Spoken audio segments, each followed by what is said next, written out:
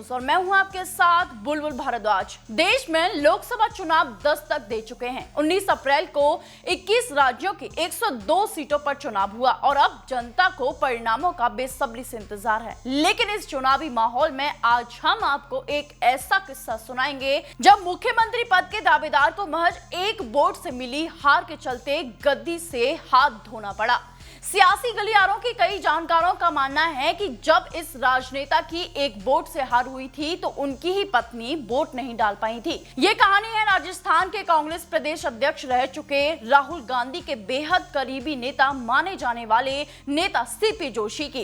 राजस्थान के साल 2008 के विधानसभा चुनाव हुए थे, तब प्रदेश कांग्रेस में सबसे कद्दावर नेता सीपी जोशी ही थे।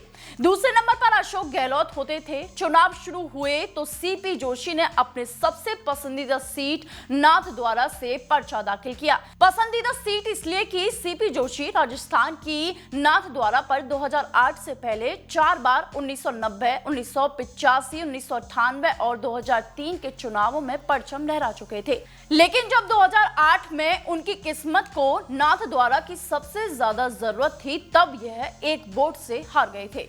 सीपी जोशी ने इस बारे में कहा था, हाँ ये सच है, उस दिन मेरी पत्नी और बेटी मंदिर गई हुई थी, इस वजह से वे मतदान नहीं कर पाई थी। नाथद्वारा विधानसभा सीट पर साल 2008 विधानसभा चुनाव में कांग्रेस के कद्दावर नेता सीपी जोशी के खिलाफ भारतीय जनता पार्टी ने कल्याण सिंह चौहान को उतारा था। दोनों ने चुनाव प्रचार में पूरी जान लगा दी।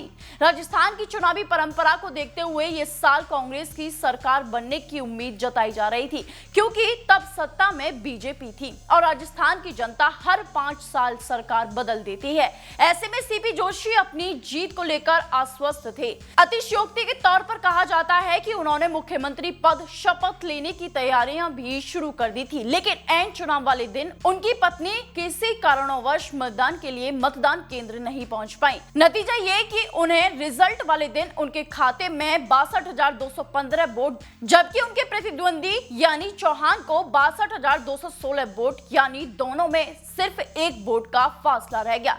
सीपी जोशी हार गए और चौहान जीत गए। डॉक्टर सीपी जोशी मेवाड़ के वरिष्ठ राजनेता हैं। डॉक्टर सीपी जोशी ने राज संबंध के नाथद्वारा सीट से सियासी सफर की शुरुआत की। साल 1980 में पहला चुनाव जीतने के बाद जोशी 1985 में दूसरी, जबकि 1990 में डॉक्टर सीपी जोशी को हार का सामना करना पड़ा। वहीं वर्ष 1998 में तीसरी बार उन्होंने जीत दर्ज की और मुख्यमंत्री अशोक गहलोत के पहले कार्यकाल में शिक्षा व पंचायत राज मंत्री बन गए। वर्ष 2003 में चौथी बार विधायक बने। राजस्थान की परंपरा के मुताबिक ही साल 2008 के चुनाव में कांग्रेस की ही सरकार बनी, सीएम भी कांग्रेस के ही बने, लेकिन वो सीपी जोशी के बजाय अशोक गहलोत हुए। हालांकि सीपी जोशी पर कांग्रेस आलाकमान का हाथ बरकरार रहा। उन्हें साल 2009 के लोकसभा चुनाव में राजस्थान के भीलवाड़ा लोकसभा से टिकट दिया गया। वे जीतकर केंद्र में आ गए और पहले पंचायती राज्य मंत्री बन गए। फिर सड़क परिवहन मंत्रालय और रेल मंत्री का अतिरिक्त प्रभार भी मिला उन्हें।